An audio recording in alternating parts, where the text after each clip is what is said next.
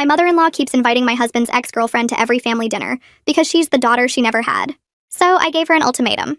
When I married Nathan 3 years ago, I knew his ex, Juliana, dated him through college. What I didn't know was that his mother, Linda, had basically adopted Juliana as her own daughter during those 4 years.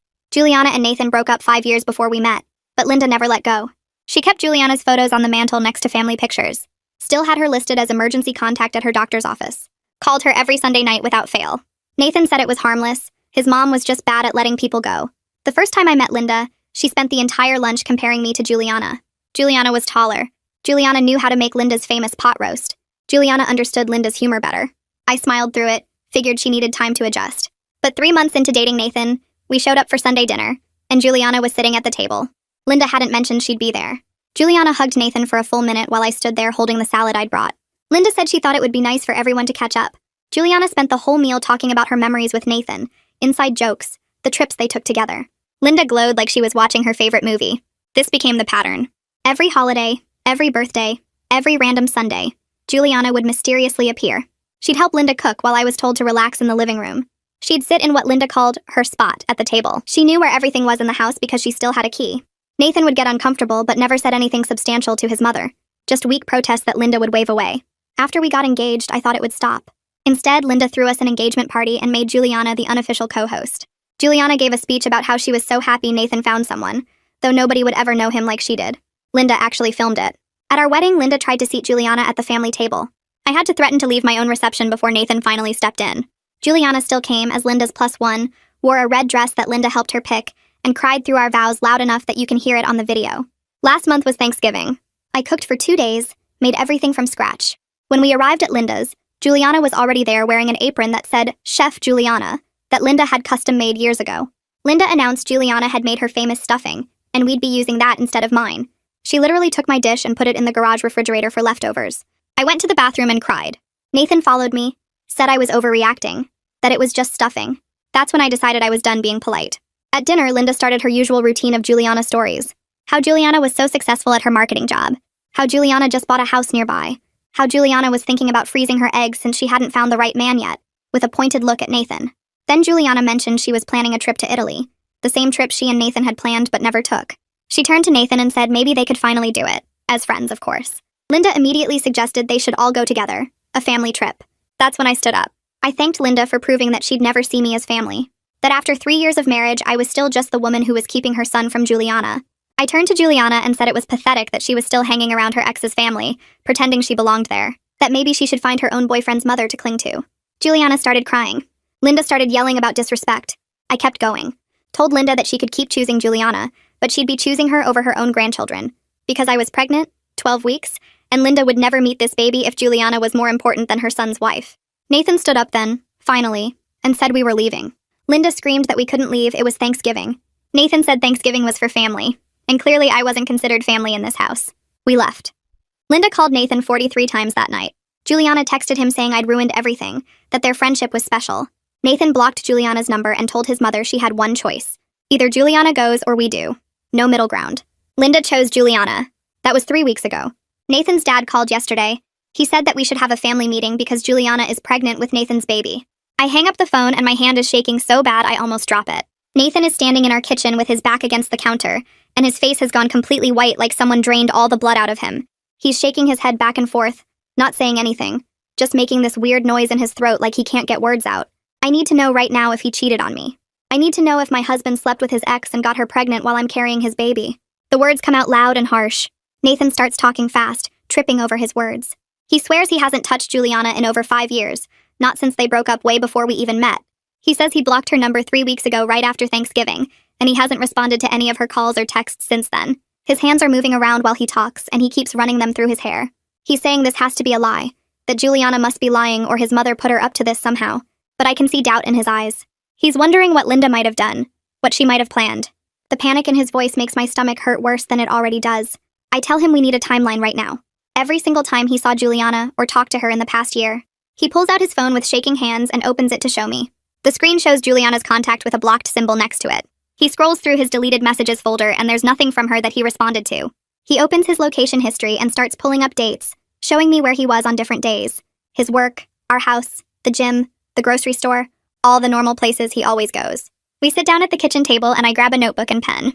My hands are shaking so bad the pen keeps slipping, but I start writing everything down. Nathan goes through his calendar app month by month for the whole past year. Every family dinner at Linda's house, I was there with him. Every holiday, every birthday party, I was right beside him the whole time. He pulls up his credit card statements on his laptop and we go through every charge. Restaurants where we ate together. Gas stations near our house. The hardware store. The dry cleaner. Nothing weird or out of place. We do this for 2 hours straight. According to everything he's showing me, he hasn't been alone with Juliana once in the 3 years we've been together. The only times he even saw her were those awful family dinners where she showed up and I was sitting right there watching them the whole time. It's past midnight when I finally stop writing and my hand is cramping. I look at Nathan and he looks exhausted and scared. I need to talk to someone who isn't him because I'm spiraling and I can't think straight. I call Violet even though it's so late. She answers on the second ring and I can hear the worry in her voice when she says my name. I tell her what happened and she says she's coming over right now. 20 minutes later, she's at our door with Griffin. They're both in sweatpants and hoodies like they just rolled out of bed. Violet hugs me and I almost start crying, but I hold it together. We all sit in the living room and I show them my notes. Griffin reads through everything while Violet sits next to me holding my hand. Griffin looks up from the notebook and says if Juliana really is pregnant, a paternity test will prove everything one way or another. He's talking in this calm, logical voice that makes it sound simple. He says we shouldn't make any decisions or have any fights until we know the actual facts. Violet nods and squeezes my hand. It makes sense when he says it like that, but it feels impossible to just sit here and wait when I'm this angry and this scared. My baby is growing inside me right now, and I don't know if my husband betrayed me. I don't know if Linda and Juliana are lying or telling the truth. I feel like I'm going to throw up. Nathan tries calling his father back, but it goes straight to voicemail. Then Linda starts calling. Nathan's phone lights up on the coffee table with her name and photo. It rings and rings. He ignores it. It stops and immediately starts again. This happens 17 times in a row. The sound is driving me crazy. Finally, Nathan picks up and puts it on speakerphone so we can all hear. Linda's voice comes through crying and talking fast. She's saying we need to come over to her house right now. She keeps saying Juliana is devastated and Nathan needs to step up and do the right thing. She's talking about family meetings and responsibility and how we can't just ignore this. I reach over and grab the phone out of Nathan's hand. I tell Linda that Nathan isn't going anywhere until Juliana takes a paternity test. If she's really pregnant, we need medical proof, and we need to know if it's actually his baby. My voice sounds stronger than I feel. Linda starts screaming.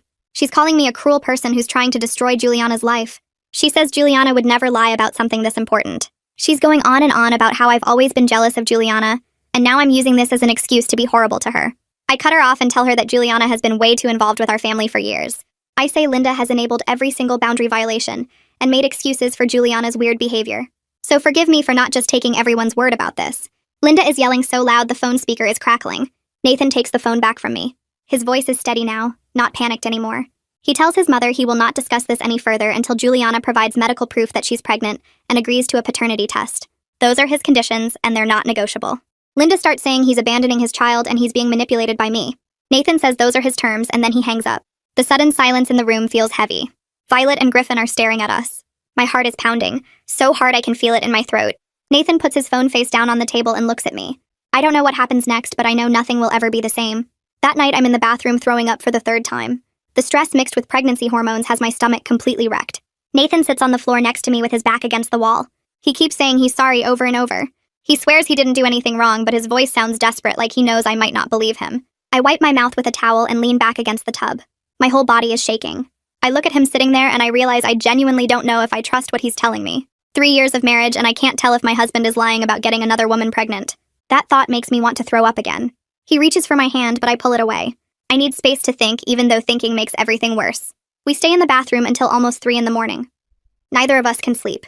Every time I close my eyes, I see Linda's face or imagine Juliana with Nathan or picture my baby growing up in a broken home.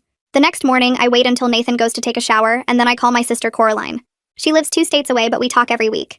She answers on the second ring and I can barely get the words out before I start crying. I tell her everything about Juliana claiming to be pregnant and Linda demanding a family meeting and how I don't know if Nathan cheated on me. Coraline doesn't even hesitate. She says she's booking a flight right now for this afternoon. She says I need family who's actually on my side, and she doesn't trust Nathan's version of events until she can verify everything herself. She tells me not to make any big decisions until she gets there. Hearing her voice makes me feel less alone, but also more scared because if my sharp sister doesn't automatically believe Nathan, then maybe my doubts are valid. That afternoon, I pick Coraline up from the airport. She hugs me tight in the arrivals area and I almost lose it again. She's wearing jeans and a blazer like she came straight from work. On the drive home, she asks me detailed questions about the timeline and Nathan's behavior. She wants to know exact dates and specific interactions. I tell her everything I can remember while she takes notes on her phone. When we get to the house, Nathan is sitting at the kitchen table looking exhausted. Coraline walks right up to him and starts asking questions like she's deposing a witness. She's a paralegal and she knows how to spot lies and inconsistencies. She asks where he was on specific dates going back months. She wants to know about his work schedule and business trips and any time he was out of my sight. Nathan answers every question without getting defensive. He pulls out his phone and shows her his calendar. He offers to print his credit card statements. Coraline takes notes on everything. I sit at the table watching this interrogation happen in my own kitchen. Part of me feels bad for Nathan, but a bigger part of me is grateful that someone with legal training is helping me figure out the truth. Coraline asks about his relationship with Juliana and when he last saw her. Nathan explains it was always at his mother's house with me present. He shows Coraline the blocked number and the text messages he never responded to. She photographs everything with her phone. After an hour of questioning, she tells Nathan she needs all his phone records and credit card statements and work calendar for the past year. Nathan agrees immediately. He says he'll get everything together tonight. Coraline nods and tells him she'll cross-reference everything and verify his timeline. She says she'll know by tonight if there are any gaps that could indicate secret meetings. While Coraline takes over our dining room table with Nathan's records spread everywhere, I make an appointment with a lawyer. Violet recommended a family lawyer named Samuel Mercer, who helped her cousin through a divorce. I call his office and explain I need to see him as soon as possible. The receptionist hears the panic in my voice and squeezes me in for late afternoon. I need to know what my options are if Nathan really did father Juliana's baby. I need to understand my rights regarding my own pregnancy, and our house, and our money. The not knowing is killing me. Samuel's office is in a building downtown. The waiting room has leather chairs and paintings of sailboats. I fill out intake forms with shaking hands. When Samuel calls me back, he's younger than I expected, maybe 40, with kind eyes. I sit in his office and tell him everything. He listens without interrupting and takes notes. Then he starts explaining the reality of my situation in terms I can understand. He says if Nathan did father Juliana's baby, I can absolutely file for divorce. But Nathan would still have parental rights and obligations to both children. He walks me through custody arrangements and child support calculations. He explains how assets get divided in our state. He uses a whiteboard to show me different scenarios with percentages and timelines. Every word he says makes this nightmare feel more real and concrete. I'm not just dealing with emotional betrayal anymore. I'm looking at legal processes and financial splits and custody schedules. My hand goes to my stomach where my baby is growing, and I feel sick thinking about sharing custody and coordinating drop-offs and explaining to my child why mommy and daddy don't live together. I also ask Samuel about Linda's legal rights regarding grandchildren. He leans back in his chair and explains that grandparent rights are pretty limited in our state. But Linda could potentially seek visitation if Nathan and I divorce. She'd have to prove it's in the child's best interest and that she has an established relationship. The thought of Linda having court-ordered access to my baby makes my stomach turn. I imagine her poisoning my child against me the way she's tried to poison Nathan against our marriage. Samuel sees my face and says we can include provisions in any custody agreement that limit third-party contact. He says we're getting ahead of ourselves, though. First, we need to know if Juliana is actually pregnant and if Nathan is actually the father. He recommends we demand a paternity test before making any legal moves. I leave his office with a folder full of information and a bill for $300. My head is spinning with legal terms and worst-case scenarios. When I get home, Coraline is still at the dining room table surrounded by papers and her laptop. She's been working for hours cross-referencing everything Nathan gave her. Nathan is in the kitchen making dinner like everything is normal. The smell of cooking makes me nauseous again. Coraline looks up when I walk in. She says she needs another hour to finish. I sit on the couch and try to process everything Samuel told me. The house feels different now. Every room holds memories of the life Nathan and I built together, but now I'm calculating how we'd divide everything. Which furniture would I take? Whether I'd have to sell the house. How we'd split holidays with our daughter. By evening, Coraline calls us both into the dining room. She's organized everything into neat piles. She sits us down and starts presenting her findings like she's in a courtroom. Based on Nathan's documented evidence, there's no gap in his timeline that would allow for an affair with Juliana. His credit card statements show no unexplained charges. His work calendar matches his phone location data. His text messages and call logs show no suspicious patterns. She's been thorough and methodical. If Nathan was having an affair with Juliana, he would have had to be incredibly sophisticated about covering his tracks. Coraline looks at me and says, either Nathan is a liar who's thought of everything, or he's telling the truth, and Juliana is lying about the pregnancy or the paternity. Griffin speaks up from where he's been sitting quietly. He says there's a third option we haven't considered. Juliana could be pregnant by someone else and claiming it's Nathan's baby to force her way back into the family. Linda has made it clear she'd choose Juliana over her own son. Maybe Juliana sees a pregnancy as her ticket back into Linda's good graces and Nathan's life. The room goes quiet. That possibility hadn't occurred to me. It would explain why Juliana made this announcement now right after Linda chose her over Nathan. It would explain why Linda immediately called for a family meeting without asking for any proof. Coraline nods slowly. She says that's actually a smart theory. Juliana has been obsessed with Nathan for years. Linda has enabled that obsession. A fake pregnancy or a real pregnancy with someone else's baby would be the ultimate manipulation. Nathan looks like he might throw up. He says he can't believe Juliana would do something that cruel. But then he stops himself. He says actually yes, he can believe it after everything else. Nathan's phone rings and we all freeze. It's his dad calling. Nathan puts it on speaker. His dad's voice sounds different this time. Less certain, more confused. He says Linda is still insisting on this family meeting, but he's starting to have questions himself. He admits that Juliana only told Linda about the pregnancy yesterday morning. Linda immediately called him and demanded he call Nathan about a family meeting. She didn't ask Juliana for any proof or medical records. She just accepted it as truth and started making plans. Nathan's dad says he's been thinking about it all day and something feels off. He says Linda has been acting strange lately, more obsessed with Juliana than usual. He asks Nathan directly if there's any possibility this baby is his. Nathan says absolutely not. He hasn't been alone with Juliana in over 5 years. He hasn't responded to any of her messages or attempts at contact. His dad is quiet for a long moment. Then he says that's what he thought. He says he'll talk to Linda about getting proof before any family meeting happens. Nathan thanks him and hangs up. We all sit there looking at each other. The situation is shifting. Linda's story is starting to crack. But I still don't have answers. I still don't know if Juliana is really pregnant, or if she's lying, or if there's some other explanation I haven't thought of. All I know is that my 12-week-old baby is growing inside me while my marriage hangs in the balance, and my mother-in-law might be orchestrating the whole thing. I grab my phone and call Nathan's dad back before I can second-guess myself. He answers on the first ring and his voice sounds tired. I tell him we need Juliana to provide a dated ultrasound photo and medical records proving she's actually pregnant, plus her written agreement to a paternity test the moment the baby is born. The line goes quiet for what feels like forever. I can hear him breathing on the other end. Finally, he says that's reasonable, that he'll talk to Linda about making this happen. He sounds relieved that we're asking for proof instead of just accepting it or immediately filing for divorce. Nathan takes the phone and tells his dad we're not trying to be difficult, but we need facts before we destroy our lives over this. His dad agrees and promises to call back after talking to Linda. An hour passes and I'm pacing the kitchen while Coraline makes tea nobody's drinking. Nathan sits at the table with his head in his hands. Violet and Griffin are still here. Nobody wants to leave until we know what's happening. My phone rings and Linda's name flashes on the screen. I answer and put it on speaker. Linda starts yelling immediately about how we're demanding proof and calling Juliana a liar. Her voice is shaking with rage. She says Juliana is too upset to deal with our accusations and that Nathan should be supporting her through this difficult time instead of protecting his jealous wife. I can hear her breathing hard like she's been crying or screaming. She keeps saying Juliana would never lie about something this serious, that we're being cruel and heartless. Something inside me snaps. I tell Linda that she's been trying to destroy my marriage since the day I met Nathan, that her obsession with Juliana is sick and wrong. My voice gets louder with each word. I say that if Juliana won't provide proof, then we know she's lying, and Linda is either helping her lie or too blind to see she's being used. I tell her that normal mothers don't keep their son's ex-girlfriend around for years after the breakup.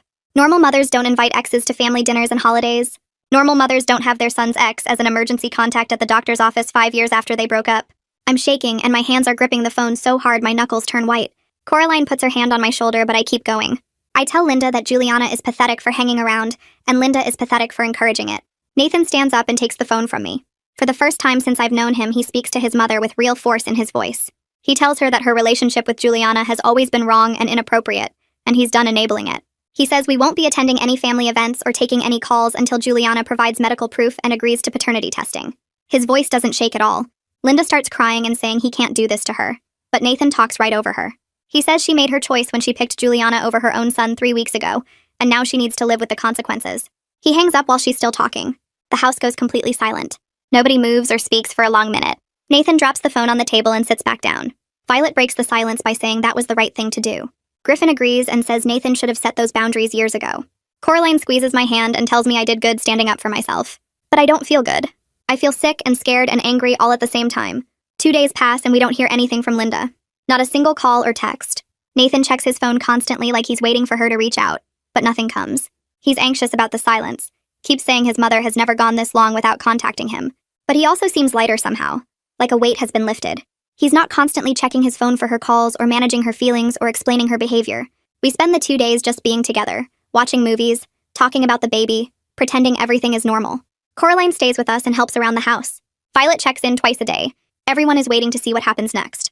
On the 3rd day, there's a knock on our door at 8 in the morning. Nathan answers it, and his dad is standing there looking completely exhausted. He didn't call first or text to say he was coming. He's wearing the same clothes from 2 days ago, and his eyes are red. He asks if he can come in and talk to us about what's really been going on with Linda and Juliana. Nathan steps aside and lets him in. We all sit in the living room, and I can feel my heart pounding in my chest. His dad sits forward with his hands clasped between his knees and stares at the floor for a minute before he starts talking.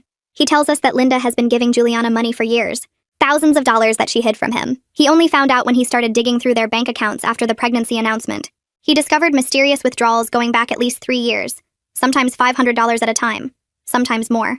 He confronted Linda about it yesterday, and she admitted she'd been supporting Juliana financially because Juliana was struggling with her marketing job, and Linda wanted to help. But the amounts don't match what someone would need for basic help. It's enough money that they could have paid off their mortgage by now. Nathan's dad pulls out his phone and shows us the bank statements. There are highlighted withdrawals every few weeks for the past 3 years.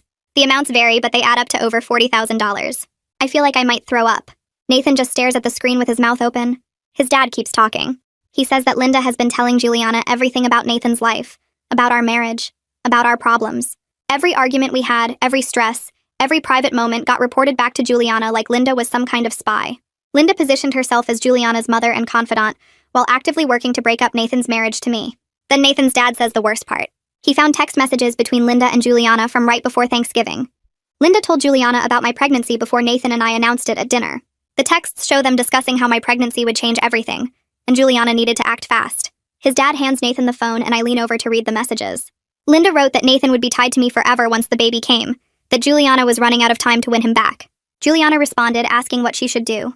Linda wrote back telling her to make Nathan jealous, to remind him of what they had together, to show him that she was still available and still the better choice. I grab the phone and scroll through more messages. There are dozens of them going back months. Linda telling Juliana about fights Nathan and I had, Juliana asking if Nathan seemed happy with me, Linda saying no, that Nathan seemed stressed and trapped, Juliana saying maybe she should reach out to him, Linda encouraging her to do it. The messages get worse as I keep reading. Linda suggesting Juliana should get pregnant to force Nathan's hand. Juliana saying she didn't know if she could do that. Linda saying desperate times call for desperate measures. My hands start shaking so hard I almost drop the phone. The room spins around me and I have to close my eyes. Linda orchestrated this entire situation. She told Juliana I was pregnant, and suddenly Juliana announces she's pregnant too with Nathan's baby. The timing wasn't a coincidence. Linda created a crisis designed to destroy my marriage and push Nathan back to Juliana. I hand the phone to Nathan and run to the bathroom where I throw up everything in my stomach. I come back from the bathroom and Nathan's dad is still sitting there looking like he aged 10 years in the past hour. He pulls out a stack of papers from his jacket pocket and sets them on the coffee table between us. Nathan reaches for them, but his hands are shaking. So bad he can barely pick them up. I lean over to read with him, and the first message makes my stomach drop all over again. Linda wrote to Juliana 2 months ago saying she noticed Nathan seemed distant and unhappy, that maybe the marriage wasn't working out like everyone hoped. Juliana responded asking if Linda thought there was still a chance for them. Linda wrote back that she always believed Nathan made the wrong choice, that some people are just meant to be together no matter what. I flip through more pages and they get worse with everyone. Linda telling Juliana about a fight Nathan and I had over his work schedule. Juliana asking if that meant he was pulling away from me. Linda saying yes, that Nathan was probably realizing he settled for the wrong woman. There are messages where Linda gives Juliana details about our life that she had no business sharing. What time Nathan gets home from work, what gym he goes to, what restaurants we like. Juliana thanking her for keeping her updated, saying it helps her feel still connected to him. I find a message from 3 weeks before Thanksgiving where Linda tells Juliana that I seem stressed and tired all the time, that Nathan mentioned I was acting different. Juliana asks if Linda thinks something is wrong with our marriage. Linda responds that she hopes so, that it would give Nathan a chance to correct his mistake. My hands start cramping from gripping the papers so tight. Nathan is reading over my shoulder and I can hear his breathing getting faster and more shallow. His dad just sits there with his head down, not looking at either of us. I keep flipping and find the messages from right after Thanksgiving. Linda wrote to Juliana the day after our blow-up saying that I announced my pregnancy at dinner and stormed out. Juliana's response is just one word asking if Linda is sure. Linda confirms it and says this changes everything, that once the baby comes, Nathan will be trapped with me forever. Juliana writes back asking what she should do. Linda tells her she needs to act fast, that she needs to remind Nathan of what they had together, that she needs to show him there's still a chance for them to be happy. Juliana says she doesn't know how to do that. Linda suggests the Italy trip, bringing up old memories, making him jealous. Then Linda writes something that makes me want to throw up again. She tells Juliana that if she really wants Nathan back, she should consider getting pregnant too, that a baby would force Nathan to choose, would make him realize he still has feelings for her.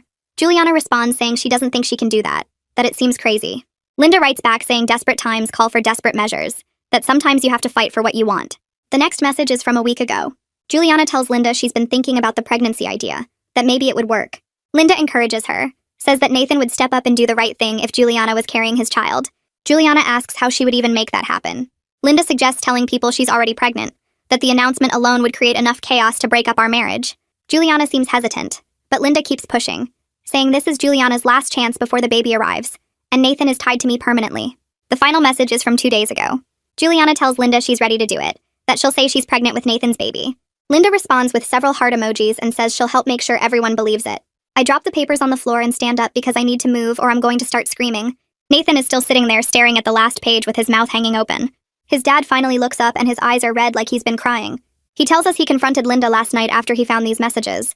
She broke down and admitted everything, but kept saying she just wants Juliana to be happy, that Juliana is like a daughter to her. Nathan's dad told her that her obsession with Juliana has destroyed their relationship with their son. He said he's considering separation if she doesn't get serious therapy. Nathan makes a sound like all the air just left his body. His dad keeps talking, saying he should have seen how sick Linda's attachment to Juliana had become, that he enabled it by not standing up to her, by letting her keep Juliana in their lives long after the breakup.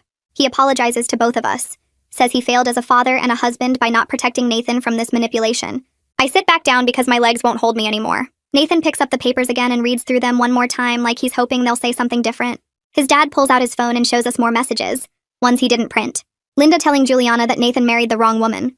Juliana responding that she always felt like Nathan was the one who got away. Linda saying they were meant to be together, that she knew it from the first time Juliana came to Sunday dinner all those years ago. Juliana asking if Nathan ever talks about her. Linda saying yes, that he mentions her all the time, which I know is a complete lie because Nathan barely spoke about Juliana until she started showing up everywhere. I find another message where Linda tells Juliana about a work promotion Nathan got last year. Juliana congratulates him through Linda instead of directly, and Linda responds saying that Juliana understands Nathan better than I ever could. There's a whole thread about our wedding where Linda complains to Juliana about the planning, about how I didn't want Linda's input on anything. Juliana sympathizes and says I'm probably intimidated by Linda's close relationship with Nathan. Linda agrees and says she tried to be welcoming, but I shut her out from the beginning. I read these messages and I want to laugh, because the rewriting of history is so extreme. Linda made my life hell from day one, and now she's telling Juliana that I was the problem. Nathan finally speaks and his voice sounds destroyed. He asks his dad why he called us about Juliana's pregnancy if he had doubts. His dad admits that Linda was standing right there coaching him on what to say. He went along with it at first because he didn't want to believe his wife would do something this manipulative. But his conscience has been eating at him since he made the call. So he went through their bank accounts and her phone and found all of this. He came over today to tell us the truth before things went any further. Nathan stands up and walks to the window. He stares out at the street for a long time before turning back to face his dad. He says he wants nothing to do with his mother until she gets serious professional help. That Linda has been emotionally abusive to me for years, and this fake pregnancy scheme is unforgivable. His dad nods and says he understands, that he doesn't blame Nathan for cutting contact. Nathan tells him that Linda has been trying to destroy our marriage since before it started, that she's been working against us this entire time. His dad agrees and says the text messages prove it beyond any doubt. I pick up my phone and search for therapists in our area, because I can't handle this without professional help. I find one named Lucy Garrett who has good reviews and availability. I call her office and explain that I need an emergency appointment, that I'm dealing with family manipulation, and I'm pregnant, and I can't process this alone. The receptionist puts me on hold and comes back saying Lucy can fit me in tomorrow afternoon. I take the appointment and hang up. Nathan's dad gets ready to leave and tells us he's moving out of the house. He says he can't stay with Linda after seeing what she's done, that he needs space to figure out if their marriage can be saved. Nathan walks him to the door and they hug for a long time. After he leaves, Nathan comes back and sits next to me on the couch. He puts his head in his hands and I can see his shoulders shaking. I put my hand on his back, but I don't know what to say. We sit like that until it gets dark outside. The next morning, Nathan's phone rings while we're still in bed and he answers without checking who it is. His brother Mitch starts talking before Nathan can say hello, telling him he needs to hear what's been going on with Linda. Mitch says Linda called him 3 days ago asking him to talk sense into Nathan about Juliana's pregnancy, to convince him to do the right thing and support her. Mitch refused after he talked to their dad and heard our side of everything. He tells Nathan that he's been talking to other family members and several of them are starting to question Linda's version of events, especially after their dad confirmed there's no actual pregnancy and showed some of them the text messages. Nathan puts the phone on speaker so I can hear, and Mitch keeps going, saying their Aunt Karen and Uncle Tom are both questioning why Linda would lie about something this serious. Mitch sounds angry when he talks about how Linda tried to manipulate him into pressuring Nathan, like she's been doing to everyone for years, and he never saw it clearly until now. Nathan thanks him for calling and for believing us. And after they hang up, I feel this tiny bit of relief that at least one person in his family sees the truth. 2 hours later, I'm scrolling through social media while Nathan makes breakfast, and I see that Linda has posted something on her page. It's a vague message about how some children forget everything their parents sacrificed for them, how betrayal comes from the people you love most. She doesn't name us directly, but anyone who knows our situation will know exactly who she's talking about. I scroll through the comments and extended family members are already taking sides, some posting heart emojis and supportive messages, others asking what happened. Linda's friend posts something about ungrateful children who abandon their mothers, and Linda responds with a crying emoji. I feel my face getting hot as I read through more comments, watching Linda paint herself as the victim while making us look like terrible people. Nathan comes over and looks at my phone and his jaw gets tight when he sees what his mother is doing. I show him 3 more posts she made over the past hour, all with the same theme of betrayal and heartbreak, all carefully worded to make people feel sorry for her without actually explaining what happened. The comments keep coming. And I watch family members I barely know weighing in on our marriage and our choices based on Linda's manipulative half-truths. I call Samuel because I don't know what else to do, and I'm so angry I can barely think straight. He answers right away, and I tell him about Linda's social media campaign, how she's publicly dragging us without naming us directly. Samuel asks me to screenshot everything and send it to him, every post and every comment. He says not to respond to anything, not to engage with Linda or anyone defending her, just document it all. I ask him if we can make her stop, and he says not really. She has the right to post on her own page, but if this escalates, we may need a restraining order. He explains that Linda's social media posts will actually help us prove a pattern of harassment if we need legal protection later. Samuel tells me to keep screenshots of everything with dates and times, and to note anyone who's participating in the harassment. I spend the next hour going through Linda's page and her friends' pages, taking screenshots of every post and comment related to us. There are 43 different posts or comments total, and I save them all in a folder on my phone. Nathan watches me do this, and I can see he's struggling with the idea that his mother is this vindictive, that she'd try to turn his whole family against us publicly. That afternoon, Nathan's phone buzzes with an email notification, and when he checks it, his face goes completely white. He shows me the screen, and it's from Juliana, a long email with the subject line that just says, "I'm sorry." Nathan opens it, and we read it together on the couch. Juliana writes that she's not pregnant, that she never was, and she's sorry for letting things go this far. She says Linda encouraged her to tell people she was pregnant, because it would force Nathan to face his true feelings, and she went along with it because she was desperate. The email goes on for paragraphs, and I feel sick reading Juliana's words about how she thought this would make Nathan realize he still loved her. She writes about how Linda made her believe that Nathan was unhappy in our marriage, that he talked about Juliana all the time, that he was just too loyal to leave me on his own. Juliana admits that Linda came up with the pregnancy idea after I announced I was pregnant at Thanksgiving, saying it would create a situation where Nathan would have to choose. I read the whole thing twice because I can't believe someone would actually admit to something this calculated and cruel. The email shifts from confession to justification about halfway through. Juliana writes that she never got over Nathan even though they broke up years ago, that seeing him with me made her realize what she lost. She says Linda made her believe he still loved her too, that all the family dinners and holidays where Linda were included, her were proof that she still belonged in Nathan's life. Juliana blames Linda for most of it, saying Linda fed her hope and encouragement for years, making her think reconciliation was possible. But then Juliana admits she knew what she was doing was wrong, that she knew she was crossing lines and hurting people. She writes that she let herself believe Linda's version of reality because it was what she wanted to hear, and she's sorry for the pain she caused. The email ends with Juliana saying she's moving away and won't contact Nathan again, that she hopes someday he can forgive her. I finish reading and look at Nathan, who's just staring at the screen like he can't process what he's seeing. He says he needs to show this to his family, that they need to see proof of what Linda and Juliana did. Nathan forwards Juliana's email to his entire family with a message at the top. He writes that this is proof of his mother's manipulation and Juliana's willing participation in a scheme to destroy his marriage. He says he's blocking both of them permanently, and anyone who defends their behavior will be blocked too. I watch him type the message and hit send, and within minutes his phone starts buzzing with responses. He opens the first few, and some people are apologizing, saying they should have questioned Linda's story instead of taking her word. His cousin writes that she's horrified and never would have believed Linda capable of something like this. But other messages defend Linda, saying she just wanted Nathan to be happy, that she couldn't have known Juliana would take things this far. Nathan's aunt writes that Linda has been through so much, and maybe we should have more compassion. I see Nathan's expression harden as he reads these responses, and he starts blocking people without even responding to their messages. He blocks his aunt who defended Linda, 2 cousins who made excuses, and a bunch of extended family members who liked Linda's social media posts. By the end of the day, he's blocked 15 people, including 2 aunts and a cousin he used to be close with. The responses keep coming over the next few days, and I can see the family splitting into clear sides. Some people reach out privately to apologize and offer support, saying they're cutting contact with Linda until she takes responsibility. Others double down on defending her, arguing that she's just a mother who loves her son and made a mistake. Nathan stops reading the messages after the first day and just blocks anyone who doesn't explicitly support us. I watch him do this without emotion, like he's finally accepted that some relationships can't be saved. His phone gets quieter as the blocks pile up, and eventually only a handful of family members are left who can still reach him. Mitch texts to say he's proud of Nathan for standing up to Linda, and their dad calls to say he supports our decision to cut contact with anyone who enables her behavior. But the silence from everyone else is loud, and I can tell Nathan is grieving the family he thought he had. At my 16-week checkup, the obstetrician takes my blood pressure 3 times because she doesn't like the numbers she's seeing. She asks me about stress in my life, and I almost laugh because where would I even start? I tell her about the family drama and the fake pregnancy and the social media harassment, and she listens with concern on her face. She takes my blood pressure again, and it's even higher than before, and she says this is dangerous for me and the baby. The obstetrician puts me on modified bed rest immediately, saying I need to stay off my feet as much as possible and avoid any stressful situations.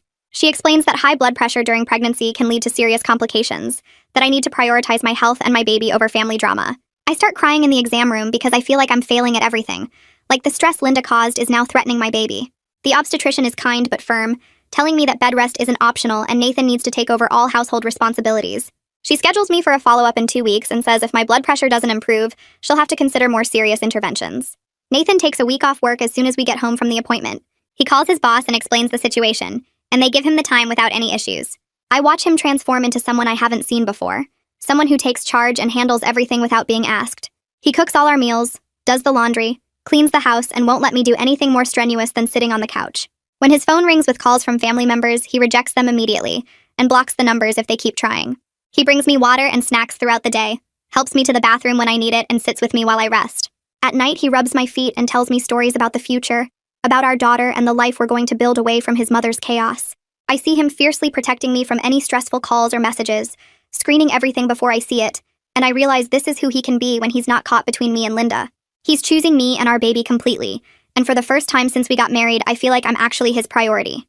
Violet comes over every day to keep me company during bed rest. She brings magazines and snacks, sits with me on the couch, and helps me process everything that's happened. We talk about Linda's manipulation, Juliana's confession, the family members who chose sides, and how close I came to losing my marriage over someone else's obsession. Violet points out that while this situation is horrible, it's also revealed the truth about Linda that I can never unsee or excuse away. She says I spent 3 years trying to win Linda's approval and acceptance, but Linda never intended to give me either because she was always working toward getting Nathan back with Juliana. Violet helps me see that Linda's behavior was never about me being good enough or trying hard enough. It was about Linda's sick attachment to a relationship that ended years ago. We talk about boundaries and what my life will look like going forward without Linda in it, and Violet reminds me that I'm building my own family now with people who actually love and respect me. She stays for hours each day, and I'm grateful for her steady presence, for someone who sees the situation clearly and doesn't try to make excuses for anyone's behavior. A week into my bed rest, Nathan's dad calls and tells us he filed for legal separation from Linda that morning. He moved into a small apartment across town and had the papers served to her at the house. His voice sounds tired but steady when he explains that he's done enabling her behavior, that watching her try to destroy Nathan's marriage was the final thing he could tolerate. He says he wants to rebuild his relationship with Nathan, but he understands if we need time and space to process everything that's happened. Nathan thanks him, and they talk for a few more minutes about logistics and next steps. After hanging up, Nathan sits quiet for a long time before saying his dad should have done this years ago, but he's glad it's finally happening. 2 hours later, Linda calls Nathan's phone and she's sobbing so hard I can barely understand her through the speaker. She's begging Nathan to call his father and tell him this is all a big misunderstanding, that she didn't mean for things to go this far with Juliana. Nathan stays remarkably calm and tells her that she destroyed her own marriage by choosing Juliana over her own family repeatedly for years. He says she almost destroyed his marriage too, and he hopes she gets professional help, but he's done being her emotional support while she refuses to take responsibility. Linda starts screaming that I turned him against her, that he never would have abandoned his mother before he met me. Nathan hangs up without responding and blocks her number on his phone. The next morning, we get a certified letter from Juliana's lawyer, threatening to sue us for defamation over the email Nathan sent to the family exposing the fake pregnancy. The letter claims we damaged Juliana's reputation and caused her emotional distress by sharing private information. I immediately call Samuel and read him the letter over the phone. He tells me not to worry, that he'll handle it, and we should forward him the email thread. Samuel sends a response letter that same day, detailing Juliana's own written admission of the fake pregnancy in her email to Nathan. His letter offers to countersue Juliana for emotional distress, harassment, and the medical costs associated with my pregnancy complications caused by her manipulation. He includes documentation of my high blood pressure diagnosis and bed rest orders as evidence of harm. 3 days later, Samuel calls to tell us Juliana's lawyer dropped the defamation threat after seeing our evidence. He says the lawyer probably advised Juliana that she had no case and would likely lose badly if we countersued. A week after that, Mitch texts Nathan saying he heard through family members that Juliana moved to another state. Apparently, the fallout from everything was too much for her to handle, and Linda's support wasn't worth staying around for the public shame. Mitch says some family members feel bad for Juliana, but most people think she brought it on herself by going along with Linda's manipulation. Nathan forwards me the text, and we both feel relieved that Juliana is physically gone from our lives now. My next therapy session with Lucy focuses on working through my anger at Nathan for years of passive enabling. I tell Lucy that I understand his mother trained him to doubt himself and prioritize her feelings, but I'm still mad that he let me suffer through so much before finally standing up. Lucy helps me see that my anger is valid, but also that Nathan is actively changing his behavior now when it matters most. She suggests Nathan join me for couples therapy sessions so we can work through this together with professional guidance. Nathan agrees immediately when I ask him that evening. In our first joint session, Lucy asks Nathan to articulate what his mother's manipulation did to him over the years. He struggles at first, but then explains how Linda trained him from childhood to doubt his own perceptions and feelings. He says she would tell him his memories were wrong, his emotions were overreactions, his boundaries were selfish. By the time he was an adult, he automatically questioned himself whenever someone challenged him, especially his mother. Lucy points out that this is textbook emotional abuse and gaslighting, that Linda systematically destroyed Nathan's ability to trust himself, so he'd always defer to her judgment. Nathan starts crying during the session, and admits he feels like he failed me by not protecting me from his mother sooner. I reach over and hold his hand while Lucy guides us through processing these feelings together. Over the next few weeks, Lucy helps Nathan write a letter to his mother, setting clear boundaries for any future relationship. The letter states that he's willing to have supervised contact with her after she completes 6 months of therapy with a licensed professional. It says she needs to provide proof of ongoing treatment, and write me a genuine apology that takes responsibility for her actions without blaming anyone else. Nathan reads me multiple drafts, and we work on the wording together until it feels right. He mails the letter to Linda's house with delivery confirmation so we know she received it. Linda's response arrives 10 days later, and it's 3 pages of nasty accusations. She blames me for turning Nathan against her and poisoning his mind with lies about her relationship with Juliana. She writes that she'll never apologize for loving Juliana like the daughter she always wanted, and that I should be grateful she's willing to tolerate me as Nathan's wife. The letter says Nathan is betraying his family by choosing me over his own mother, and she hopes he realizes his mistake before it's too late. Nathan reads the entire thing out loud to me, then sighs deeply and puts it in a folder with all the other documentation we've been keeping. He labels the folder clearly in case we ever need to file for a restraining order against her. At my 20-week checkup, the obstetrician checks my blood pressure multiple times and smiles when she tells me it's back in the normal range. She says the baby is healthy and developing right on schedule despite everything I went through in the first half of pregnancy. She clears me to come off bed rest and return to normal activities, though she warns me to still avoid excessive stress and take breaks when I need them. I cry happy tears in the exam room because I was so scared the stress had permanently damaged something. Nathan's dad starts coming over for Sunday dinners after I'm off bed rest. The first dinner is awkward because we're all figuring out how to relate to each other without Linda there. He brings a stuffed elephant for the baby and apologizes again for not standing up to Linda sooner. Over the following weeks, we slowly build a real relationship with him separate from Linda's influence. He tells us stories about Nathan's childhood that focus on happy memories and funny moments instead of Linda's manipulation. I see where Nathan got his kindness and his quiet strength, the parts of him that aren't damaged by his mother's abuse. Nathan's dad brings baby gifts every week and asks thoughtful questions about our plans for parenting. At 6 months pregnant, we plan a small gender reveal party, with just the people who supported us through everything. Violet and Griffin come over early to help set up decorations in our backyard. Coraline flies in for the weekend and brings a huge gift basket of baby supplies. Nathan's dad arrives with Mitch, and they both look excited to finally know if it's a boy or girl. We decided to do the powder cannon reveal because it seemed fun and simple. Nathan and I stand together in the middle of the yard while everyone counts down. We pull the string at the same time, and pink powder explodes into the air around us. Nathan starts crying immediately, happy tears streaming down his face while he hugs me tight. His dad walks over and hugs Nathan while telling him he's going to be an amazing father to his little girl. Mitch claps Nathan on the back and jokes about how Nathan will need to learn to do hair and tea parties. Violet hugs me and whispers that this baby girl is going to be so loved and protected. We spend the rest of the afternoon celebrating with the people who actually matter, the ones who chose to support our family instead of Linda's dysfunction. I watch Nathan laughing with his dad and brother, talking about his daughter with pure joy on his face, and I feel grateful that we survived Linda's attempts to destroy us. The week after the gender reveal, Nathan makes an appointment with Samuel to update all our legal documents. We sit in Samuel's office while he walks us through emergency contact forms and medical directive paperwork. Nathan removes Linda's name from every single document and adds Violet and his dad instead. Samuel pulls up the will Nathan made years ago when he first started his career, and we go through it line by line. There's a section about guardianship if something happens to both of us, and Linda's name is listed as primary guardian. Nathan physically flinches when he sees it written there. Samuel types up new language that specifically excludes Linda from any custody or guardianship rights. He makes it ironclad with legal terms I don't fully understand, but trust completely. Nathan signs everything without hesitation, and I watch him systematically erase his mother from our legal life. When we leave Samuel's office, Nathan puts his hand on my belly and promises our daughter that she'll always be protected from Linda's manipulation. That weekend, we start setting up the nursery in the spare bedroom. Nathan moves all the storage boxes to the garage and paints the walls a soft yellow color we picked together. He assembles the crib following the instructions carefully, doesn't get frustrated when parts don't fit right away. I organize baby clothes by size while he puts together the changing table and dresser. He hangs curtains and installs the baby monitor, testing it multiple times to make sure it works perfectly. Every evening after work, Nathan comes home and heads straight to the nursery to work on something. He reads pregnancy books during his lunch breaks and highlights sections about newborn care. He signs us up for parenting classes at the hospital and shows up to every single session, takes detailed notes, asks thoughtful questions. At night, he talks to my belly, tells our daughter about his day, reads her children's books in different funny voices that make me laugh.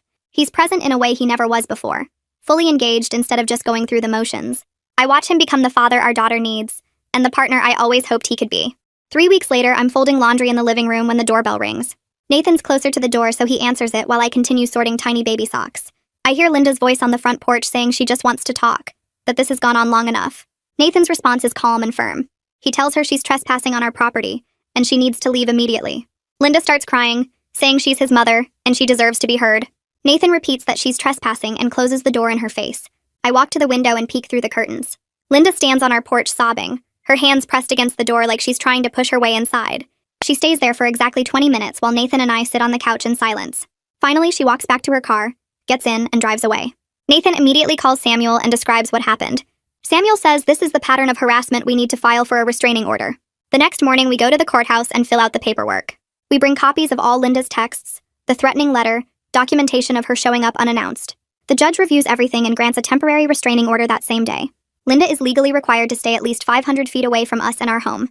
When we get home with the signed order, I feel like I can breathe properly for the first time in months. The legal protection gives me peace of mind that Linda can't just show up whenever she wants. 2 weeks after the restraining order is served, Nathan's dad calls and asks if he can come over to talk. He arrives looking tired and sits at our kitchen table with coffee. Neither of us made strong enough. He tells us Linda did start therapy after she was served with the restraining order. Her therapist is trying to help her understand boundaries and take responsibility for her actions. But according to Nathan's dad, Linda spends most of her therapy sessions blaming everyone else for her problems. She blames me for turning Nathan against her. She blames Nathan for choosing his wife over his mother. She blames Nathan's dad for not supporting her relationship with Juliana. She refuses to acknowledge that her own choices led to this situation. Nathan's dad says he's done waiting for Linda to change. He filed for divorce last week and moved his belongings out of their house into his apartment. He can't live with someone who refuses to take responsibility for the damage they caused to their own family. 30 weeks pregnant, I'm sitting in the nursery folding more baby clothes when something shifts inside me. I realize I've forgiven Nathan for his role in this whole mess. He's proven through consistent action over months that he's chosen me and our daughter. He's become the partner I needed him to be all along. He set boundaries with his mother and maintained them even when it was hard. He protected me when I was vulnerable and put our family first. I'm not saying the past didn't hurt or that I've forgotten how long it took him to stand up to Linda, but I can see how hard he's worked to change, to be better, to build the life we both want. That night, I tell Nathan I've forgiven him, and he cries while holding me. A few days later, we're discussing baby names, and Nathan suggests several names from his family. His grandmother's name, his aunt's name, traditional names that have meaning on his side. I listen to all his suggestions, and then I tell him I want to name our daughter after my grandmother instead. Her name was Rose, and she was the kindest, strongest woman I ever knew. Nathan is quiet for a minute, and then he smiles and says, Rose is perfect. It's a small thing, but it feels important. Starting our own family traditions separate from Linda's influence and expectations. We're declaring our independence from the dysfunction that defined Nathan's childhood. Our daughter will have a name that represents love and strength, not obligation and manipulation. Mitch calls a week later and offers to throw us a baby shower. He says he wants to do something special for us after everything we've been through. He carefully vets the guest list with us, making sure every single person invited supported us through the crisis with Linda. The shower ends up being smaller than we originally planned, but it's filled with people who genuinely love us and respect our boundaries. Violet and Griffin come early to help set up. Coraline flies in again. Nathan's dad brings thoughtful gifts and tells stories about Nathan as a baby. Mitch decorates with pink balloons and makes a ridiculous diaper cake that's taller than me. Everyone there knows what we survived, and they celebrate with us not just the baby, but the family we're building based on honesty and healthy boundaries. At 34 weeks, Nathan's dad asks if he can be in the delivery room when our daughter is born. Nathan and I discuss it privately for a long time. We agree he can be in the waiting room, but only Nathan will be with me during delivery. We're building trust with Nathan's dad slowly, but I need to protect my most vulnerable moments carefully. He understands completely and says he's grateful to be included at all. 4 weeks later, at exactly 38 weeks pregnant, my water breaks at 2 a.m. Nathan is everything I need during labor. He's calm when I'm panicking, supportive when I'm exhausted, completely focused on me through every contraction. He holds my hand and breathes with me and tells me I'm strong when I don't feel strong at all. After 14 hours of labor, our daughter is born healthy at 7 pounds 2 ounces. The nurse places her on my chest and she's perfect. Absolutely perfect. Nathan is sobbing while he holds her for the first time, his hands shaking as he touches her tiny fingers. He looks at me with pure joy on his face and thanks me for giving him this gift, this chance to be the father he always wanted to be.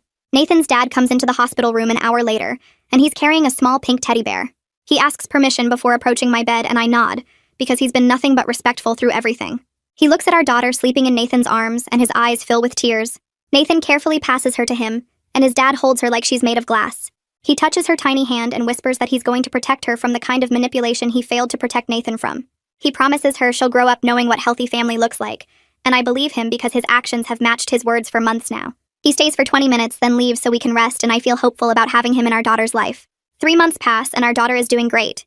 She's sleeping better, growing fast, and Nathan is the kind of dad I always hoped he'd be. Our marriage feels stronger than it ever was before all the chaos started. Mitch calls every few weeks to check in, and he mentions that Linda is still going to therapy, but she hasn't really changed much. She still talks about Juliana sometimes and blames me for everything that happened. We're okay with that because we've built our own family now. One based on honesty and respect instead of manipulation and guilt. Nathan tells me one night while we're watching our daughter sleep that he's grateful this whole crisis happened before she was born. He says now she'll grow up in a home where manipulation isn't tolerated and boundaries actually mean something, and I realize he's completely right. We took something horrible and used it to become better parents and better partners to each other.